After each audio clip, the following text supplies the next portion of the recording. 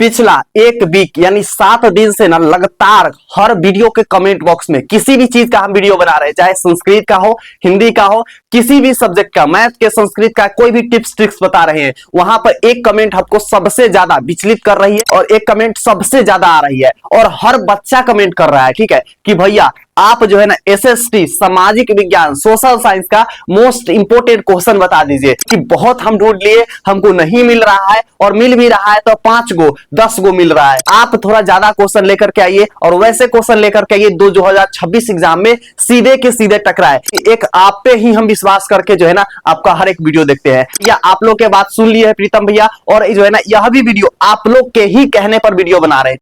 इस वीडियो में class 10th के मोस्ट इंपोर्टेंट सोशल साइंस सामाजिक विज्ञान के एक एक क्वेश्चन बताएंगे। एक दो क्वेश्चन नहीं बाबू, बल्कि 20 से ऊपर हम क्वेश्चन बताने वाले हैं और आपके एग्जाम में 110 आउट ऑफ 100 टकराएंगे, यानी 110% चांसेस है यहां से आपके एग्जाम में क्वेश्चन रहेंगे ही रहेंगे। ठीक, तो आप लोग जो है ना एकदम दिल थाम के एक एक क्वेश्चन को देख करके जाइए। अगर आप क्वेश्चन छोड़ते हैं तो आप एग्जाम में पछताइएगा। मॉडल पेपर आपको कितना हार्ड आया था सोशल साइंस के, पता है ना? हाँ, तो इसलिए जो है ना एक एक क्वेश्चन देख करके जाइए। आप जो है ना अपना फोन को डू नॉट डिस्टर्ब मोड में डाल लीजिए, डीएनडी मोड में डाल लीजिए कि आपको कोई डिस्टर्ब ना करे। वीडियो को जो है ना आप क्या कर लीजिए, हॉरिजॉन्टल से वर्टिकल मोड में कर लीजिए ताकि आप जो है ना आराम से चौड़ा करके वीडियो को फोन के देख लीजिए, ताकि आराम से आप वीडियो देखिए। 2x पर वीडियो कर लीजिए अगर आपके पास टाइम नहीं है तो, और समझना चाहते हैं तो आप 1x पे आराम से यह वीडियो को अंतिम तक देखिए। तो हम बता दिए ना कि बहुत ज्यादा इंपॉर्टेंट है, एक एक क्वेश्चन इंपॉर्टेंट है, सबका आंसर बताते हुए चलेंगे कि आपको कोई डाउट नहीं होगा। आपको शुरू में बता रहे हैं, वीडियो को आप लोग लाइक कर लीजिए। इस वीडियो पर 1K यानी 1000 लाइक का टारगेट हम लोग का है। अगर आप लोग कंप्लीट कर देते हैं तो नेक्स्ट वीडियो में हम हिस्ट्री, इतिहास, भूगोल, राजनीतिक शास्त्र और अर्थशास्त्र के 5 नंबर वाला क्वेश्चन बताएंगे। इसमें सिर्फ 2 नंबर वाला क्वेश्चन बताने वाले हैं। तो अगला वीडियो में हम 5 नंबर बताएंगे और साइंस के भी 5 नंबर बताएंगे, मैथ के भी 5 नंबर बताएंगे, संस्कृत के भी और हिंदी का भी। तो आप लोग 1000 इस पे लाइक कंप्लीट कीजिएगा। सब लोग लाइक करके और वीडियो को चौड़ा कर लीजिए क्योंकि इसमें हम एकदम VVI क्वेश्चन बताने वाले हैं। तो मेरा नाम है प्रीतम और आप लोग का चैनल है 10th स्टार, उस पे हम आज जो है ना गेस क्वेश्चन लेकर के आए हैं। ठीक है, तो सबसे पहला हम लोग का क्वेश्चन क्या है भैया, वो है कि मिश्रित अर्थव्यवस्था क्या है। मिश्रित अर्थव्यवस्था क्या है, एग्जाम में आपके 100% पूछे जाएंगे। अर्थशास्त्र का क्वेश्चन है, ठीक है। तो इसमें सबसे पहले है कि मिश्रित अर्थव्यवस्था वह व्यवस्था है जिसमें सरकार, ठीक है, सरकार और निजी लोगों दोनों मिलकर काम करते हैं। इसमें कुछ क्षेत्र सरकार चलाती है और कुछ निजी कंपनियां चलाती है। इससे देश का विकास तेजी होती है और जनता को अधिकार की सुविधाएं मिलती है। अब इसका एग्जांपल देते हैं। मान लीजिए कि हमको पटना में कोई हॉस्पिटल खोलना है, ठीक है। क्या करना है हमको, पटना में क्या करना है, कोई हॉस्पिटल खोलना है। तो उसके लिए मेरा बजट कितना है, मान लीजिए 1 करोड़ बजट है, लेकिन हमको लग रहा है वहां पर कितना करोड़, 2 करोड़ रुपया लग रहा है, 2 करोड़ रुपया लग रहा है। तो हम एक करोड़ जो है ना, 1 करोड़ किससे ले लेंगे, सरकार से रुपया ले लेंगे और दोनों मिल करके क्या करेंगे, एक हॉस्पिटल खोल देंगे। अब उस हॉस्पिटल में प्राइस मान लीजिए कोई दवा का हमको रखना है 100 रुपया, ठीक है, 100 रुपया रखेंगे, रखना है तो कहेंगे सरकार कहेगा कि 100 रुपया नहीं रखो क्योंकि 100 रुपया सब सरकार जो है ना हॉस्पिटल ले रहा है, जो प्राइवेट हॉस्पिटल है। तुम जो है ना वहां पर क्या रख लो, यहाँ पर 80 रुपया रख लो, ठीक है, और 20 रुपया जो है ना 20 रुपया हम में से ज्यादा काट लेना, ठीक है, हम में से ज्यादा काट लेना। उसी को कहते हैं कि 80 रुपया में तो कर रहे हैं, प्राइवेट जहां कर रहा है 100 रुपया में, वहां पर 80 रुपया में कर रहे हैं, लेकिन वो जो है ना सरकार के आप 30 रुपया दीजिएगा, 50 रुपया आप अपना रखिएगा और 20 रुपया सरकार छूट दे रहा है सभी जनता को, ठीक है। तो यही होता है कि सरकारी हॉस्पिटल और प्राइवेट हॉस्पिटल मर्ज होकर कहता नहीं कि आधा सरकारी है आधा हॉस्पिटल है, तो यही चीज होता है। तो ये आप समझ गए ना मिश्रित अर्थव्यवस्था क्या है। इतना आसान भाषा में समझा देंगे कि आपको जो है ना एकदम मक्खन की तरह कुछ भी चीज समझ में आ जाएगा। इसलिए वीडियो को आप लोग लाइक करते चलते चलिए। हम लोग का क्वेश्चन यहाँ पर आएंगे जो कि बहुत ज्यादा VVI क्वेश्चन है, और हाँ जैसे जैसे हम आगे बढ़ेंगे ना और VVI क्वेश्चन आते चल जाएगा, इसलिए जो है ना अंतिम तक देखिएगा। हम बार बार बोलते हैं अंतिम तक देखिएगा। क्षण भर का जो है ना सुख थोड़ा सा लेकर के भाग जाइएगा, कुछ समझ में नहीं आएगा। एग्जाम में जाकर के कलम ऐसे रोक कर थाम के सोचिएगा काश प्रीतम भैया के वीडियो देख लिए होते, ठीक है। तो इसलिए जो है ना एकदम आपके भैया बता रहे हैं, आराम से आप देखिए, ठीक है। तो यहाँ पर आते हैं आर्थिक नियोजन क्या है, ठीक है। आर्थिक नियोजन क्या है, उत्तर है कि सरकार देश के विकास के लिए जो योजनाएं बनाती है और जिनके अनुसार उद्योग, कृषि, सड़क, शिक्षा आदि क्षेत्रों में काम किया जाता है उसे आर्थिक नियोजन कहते हैं। इसका उद्देश्य देश की गरीबों को जो है ना कम काम क्या काम करना और सभी क्षेत्रों का समान विकास करना होता है। अब समझिएगा कि मान लीजिए आपका गांव है, ठीक है, जैसे पटना है, तो पटना का कोई सड़क खराब हो चुका है, तो उसके लिए जो है ना सरकार एक प्लान बनाएगा, ठीक है, कि कब जो है ना इस पटना का सड़क बनेगा, ठीक है। पटना का विकास अगर कोई करना है, कोई पार्क बनाना है या फिर कोई घूमने वाला स्थल बनाना है, तीर्थ स्थल, ठीक है, तो वहां पर प्लान बनाता है सरकार कि कितना दिन में बनाएंगे और कब बनाएंगे और इससे क्या फायदा होगा। तो इसके लिए जो है एक प्लान बनता है, उसी को हम लोग बोलते हैं आर्थिक नियोजन। और उस प्लान के अकॉर्डिंग जैसे कोई सड़क बनता है तो को जाने आने में सुविधा हो जाता है, जल्दी जल्दी जा पाता है, आ पाता है, ठीक है। तो यहाँ पर क्या होता है ना कि उससे क्या फायदा है लोगों को, वो भी देखा जाता है, सरकार देखते हैं, ठीक है। तो अब उसी चीज को यहाँ पर आर्थिक नियोजन हम कहते हैं। समझ में आया नहीं अभी क्वेश्चन? तो आर्थिक नियोजन पूछेगा तो आपको डायरेक्ट माइंड में क्या क्लिक होना चाहिए, वैसे चीज जिससे सरकार प्लान बना करके बनाते हैं जनता के लिए, जिससे जनता को सुविधा हो, उसे आर्थिक नियोजन करते हैं। बस एक एक क्वेश्चन बनेगा आपसे, ठीक है। चलिए अगला क्वेश्चन हम लोग क्या जाएंगे। अगला क्वेश्चन क्या है भैया, वो है कि आय से आप क्या समझते हैं। तो आय से आप क्या समझते हैं, ये भी एकदम बेसिक सा क्वेश्चन है। इसको आप कैसे समझिएगा यहाँ पर कि किसी व्यक्ति द्वारा काम करके, व्यापार करके या किसी भी स्रोत से मिलने वाली कमाई को आय कहते हैं।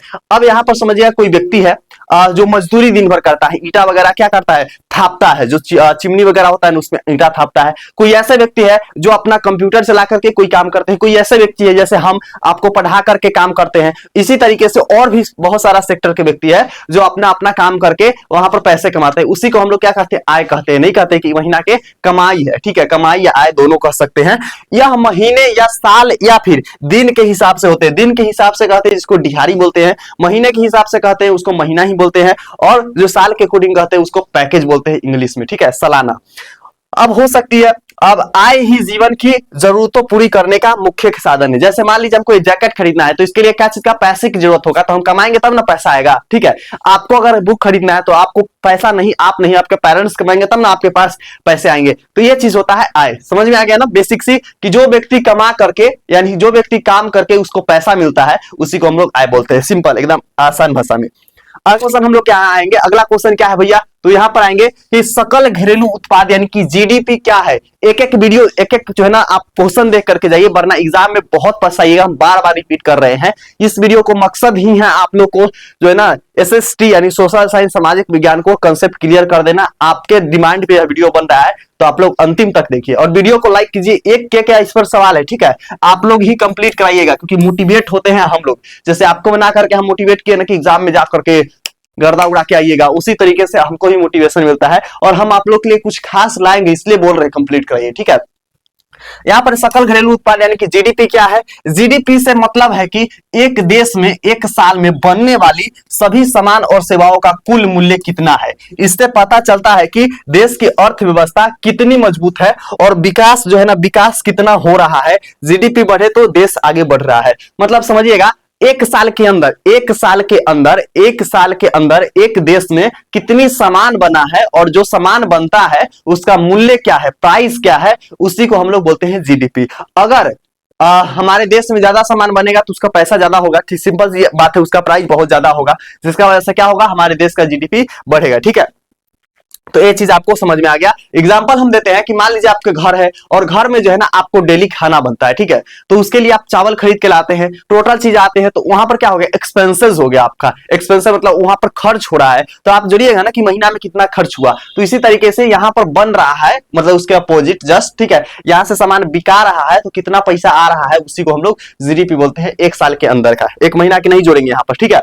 अगला यहाँ पर हम लोग का क्वेश्चन आएंगे, वो है राष्ट्रीय आय की गणना में होने वाली कठिनाइयों को लिखिए। मतलब जो राष्ट्रीय आय है ना, उसका गणना में क्या क्या कठिनाइयां होती है, क्या क्या प्रॉब्लम्स होती है, उसको बताइए, ठीक है। तो यहां पर है कि राष्ट्रीय आय की गणना में सरल नहीं है, यानी जो राष्ट्रीय आय है ना उसको गणना सरल नहीं है, मतलब उसको गिनना, हम लोग अपना भोजपुरी भाषा में बोलते हैं ना गिनना, तो उसको जो है ना इजी नहीं है, ठीक है। क्योंकि देश में सभी वस्तुओं और सेवाओं की संख्या सही पता लगाना जो है ना क्या है, मुश्किल होता है। जो देश है ना उसमें सभी वस्तुओं का जो है ना मूल्य पता लगाना क्या होता है, बहुत ज्यादा मुश्किल होता है। काला धन, घरेलू उत्पाद, अनौपचारिक काम और सेवाओं का सही मूल्य नहीं जो है ना मिल पाता है, इसलिए जो है ना इसके आंकड़े कई बार पूरी तरीके से सही नहीं होते हैं। कहते हैं कि बहुत सारा चीजें जो है ना इसका आंकड़ा सही नहीं हो पाता है, जिसका वजह से क्या होगा, ये गिनना बहुत मुश्किल होता है। आप समझिएगा कि आपके घर में कोई सामान आ रहा है, जैसे चावल, आटा, दूध, पानी, जितना चीज आ रहा है खरीदा करके आ रहा है, उसमें अगर आप मान लीजिए 10 वाला बिस्कुट जा रहे हैं दुकान में, खरीदने सामान जा रहे हैं दुकान के, जो है ना क्या चीज कॉस्ट, ग्रोसरी का सामान खरीदने जा रहे हैं, ठीक है, घर का जो सामान यूज होता है, और उसमें आप 10 रुपया का बिस्कुट चाप दिए, ठीक है, और चाप दिए और उसको पैसा लिखवाए नहीं, ठीक है, वो पैसा लिखवाए नहीं, आप जो है ना जब घरे आइएगा तो वहां पर पैसा जोड़ाएगा, तो मान लीजिए उस दिन ना जोड़ करके 1 महीना का पूरा एक ही जगह जोड़ाएगा, तो 10 रुपया वाला गपलाबाजी आपका लिखाएगा नहीं, ना लिखाएगा। तो वही कठिनाइयां होती है कि बहुत चीज मेंशन नहीं होता है, बहुत चीज नहीं दिखता है, जिसका वजह से गिनने में क्या होगा, आसानी होगा, हम तो गपला करते हैं। चलिए अगला क्वेश्चन हम लोग का है, और अगला क्वेश्चन क्या है भैया, तो सहकारी समिति यानी कि कॉर्पोरेटिव सोसाइटी क्या है, ठीक है, यानी सरकारी क्या है, सरकारी समिति क्या है, जो कॉर्पोरेटिव क्या, यहाँ पर सोसाइटी क्या है, इसको समझिएगा आप लोग। इसको समझने से पहले एक चीज बोलेंगे, अगर आप लोग 10th स्टार पर पहली बार आए हैं, 10th स्टार पे क्या है, पहली बार आए हैं, तो आप लोग क्या कर लीजिए, इसको सब्सक्राइब कर लीजिए, ताकि आपको जो है ना एक भी क्वेश्चन किसी भी सब्जेक्ट में ना छूटे। प्रीतम भैया एक एक चीज बता देंगे, आप याद रखिएगा, ट्रिक मतलब प्रीतम भैया, 10th मतलब प्रीतम भैया, ट्रिक ऑफ द बिहार प्रीतम भैया, एक एक चीज आपको बता करके भेजेंगे, एग्जाम में गर्दा उड़ा करके आइएगा, कहीं से कोई डाउट ही नहीं छूटेगा रे बचवा, हर चीज तुम बना लोगे, ठीक है। तो यहाँ पर आप लोग क्या कर लीजिए, इसको सब्सक्राइब कर लीजिए। बाकी चलते हैं सहकारी समिति जो है ना, सहकारी समिति क्या है, सहकारी समिति लोगों का वह समूह है जहां सभी सदस्य मिलकर किसी काम को चलाते हैं, इसमें लाभ और हानि सभी के बीच बांटी जाती है, इसका उद्देश्य लोगों की मदद करना और कम पूंजी में ज्यादा फायदा दिलाना होता है। जैसे गांव में एक सुने हुए हैं समूह, ठीक है, समूह जानते हैं ना, जिसमें 10-10 रुपया सब जमा करता है ना, तो उसी तरीके से मान लीजिए कोई ऐसा समूह, कोई ऐसा समूह जिसमें 10, 12, 20, 50, 100, 200, 500, 1000, 2000, 50,000, ठीक है, उसमें व्यक्ति जो है ना जुड़ करके कोई बिजनेस करता है। मान लीजिए कि 10 महिलाएं मिल करके एक आटा का बिजनेस खोला, ठीक है, आटा क्या चीज का, आटा पीसने वाला बिजनेस, ठीक है, आटा के गेहूं को पीस करके आटा निकालेगा और आटा को पैक करके बेचेगा। तो वहां पर क्या आया, मान लीजिए कि 15,000, 20,000 का मोटर रहेगा, ठीक है, मान लीजिए मोटर रहेगा, तो जो 10 व्यक्ति है ना, वो 2-2 हजार रुपया लगाया और 20,000 रुपया आया, तो 20,000 रुपया का ना वो चक्की मंगाया, ठीक है। अब जो है ना आटा गेहूं खरीद के लाया, गेहूं कितना रुपए भी केजी दे, मान लीजिए 20 रुपए ही केजी देगा, वैसे तो महंगा है, तो वहां पर क्या करेगा, 20 रुपए केजी, 10 केजी गेहूं ले आया, तो कितना रुपया हो गया, 200 रुपया हो गया। तो 200 रुपया का गेहूं लाया, ठीक है, और 20,000 का क्या चीज लाया, आपको यहाँ पर मशीन लाया, और अब जो है ना गेहूं को पीस करके आटा बना करके आटा को पैक करके सेल करता है। तो मार्केट में क्या हो रहा है कि मान लीजिए 25 रुपए वो आटा सेल कर रहे हैं, ठीक है, तो वहां पर तो मान लीजिए 5 किलो बिका गया, उसके बाद 5 किलो बच गया, और 5 किलो जब बचा हुआ है ना, तो वहां पर क्या हुआ कि 5 किलो और बेच दिया, तो 10 किलो बेच दिया, तो मान लीजिए 25 रुपए के अकॉर्डिंग थोड़ा ज्यादा उसमें मुनाफा हो गया है ना, 5 रुपए पर केजी पर मुनाफा हुआ, तो 20 केजी पर कितना हुआ, 100 रुपया मुनाफा हुआ, यानी 300 का बचा तो 100 रुपया मुनाफा हुआ। तो 100 रुपया के ना वो 10 व्यक्ति में बांट लेगा, 10-10 रुपया सबको आएगा तो उसमें बांट लेगा, तो वही आपका क्या हो गया यहाँ पर कि सहकारी समिति होगा। लेकिन अगर वो गेहूं यानी कि 20 रुपए किन रहा है और आटा ही 20 रुपये हो गया, तो वहां पर क्या हो गया, नुकसान हो गया, क्योंकि जितना रुपए खरीदा उतना रुपये बेचने पर नुकसान हो जाता है, क्योंकि गेहूं और आटा में फर्क हो जाता है, क्योंकि पिसाई उसाई लेकर के बिजली बिल वगैरह लग जाएगा वहां पे। तो अब जो है ना वहां पर क्या हो गया, नुकसान हो गया, तो नुकसान को जो है ना सबको सहना होगा, जितने भी 10 व्यक्ति है ना वो 10 को सहना होगा, नुकसान हुआ है तो। इसी चीज को जो है ना क्या कहते हैं, सहकारी समिति कहते हैं, जिसमें मुनाफा होगा तो सभी को होगा, घाटा होगा तो सभी का होगा। चलिए अगला प्रश्न हम लोग यहाँ पर आ जाएंगे। अगला प्रश्न क्या है भैया, बजट क्या है, बजट जो है ना क्या है बताइए हमको, आप लोग कमेंट में बताइए, ठीक है। तो यहां पर समझिएगा कि बजट आय और खर्च का विस्तृत हिसाब होता है, जिसमें बताया जाता है कि सरकार या कोई व्यक्ति अपने पैसों को कहां कैसे खर्च किया रहेगा, यह जो है ना योजना बनाकर खर्च करने में मदद करता है और आवश्यकता से खर्च से बचाता है। समझिएगा कि मान लीजिए कि आपकी मम्मी आपको दिया कितना रुपया, 50 100 रुपये दिए, ठीक है, मान लीजिए कि आपकी मम्मी आपको दिया 100 रुपये, अब 100 रुपये बोला कि बेटा इसको जो है ना तुम 10 दिन क्या करना है, स्कूल में खाना 10-10 रुपया, ठीक है। अब तुमको मम्मी तो 100 रुपया दे दिया और बोल दिया कि 10 दिन तुम स्कूल में क्या करना, 10-10 रुपया खाना, लेकिन तुम क्या किए कि हर दिन 5 रुपए खा रहे हो, 5 रुपए बचा रहे हो, और इसी चीज को आप हर महीना बचा रहे हो, तो 12 पंचे कितना हो गया, 60, यानी 600 रुपया आप बचा लिए, ठीक है। 600 रुपया आप बचा लिए एक साल में, तो वो 600 रुपया के अगर कहीं जहां पर जरूरत पड़ रहा है, बहुत ज्यादा जरूरी पड़ रहा है, आपकी मम्मी के पास पैसे नहीं है और कोई चीज बुक वुक आपको खरीदना है, तो आप उसमें से खरीद रहे हैं, चाहे उसको बचा करके रख रहे हैं 600 रुपया का, ठीक है, तो वही आपका क्या हो गया, बजट हो गया। एकदम आसान भाषा में जो आपका सारा चीज करने के बाद जो भी चीजें हैं, चाहे बिजली बिल हो, आपके मम्मी पापा की हम बात बता रहे हैं, चाहे बिजली बिल हो या फिर आपको किताब खरीदना हो, राशन खरीदना हो, स्कूल ट्यूशन फी देना हो, सब कुछ दे करके जो आपकी मम्मी को अकाउंट में बचते हैं उसको हम लोग क्या बोलेंगे, बजट कहेंगे, ठीक है। तो इस चीज को आप लोग क्या करिएगा, समझिएगा, ताकि आपको क्या हो जाए, आसानी हो जाए।